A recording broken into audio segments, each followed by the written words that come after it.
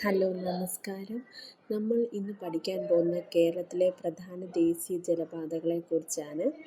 NW1 ബന്ധിപ്പിക്കുന്ന സ്ഥലങ്ങളെന്ന് പറയുന്നത് അലഹബാദ്, ഹാൽഡിയ.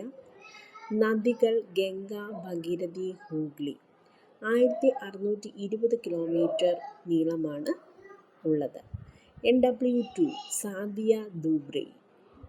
നദി Brahmaputra, 891 kilometre. NW3 Kollam, Kozhikode, west coast canal, 365 kilometre.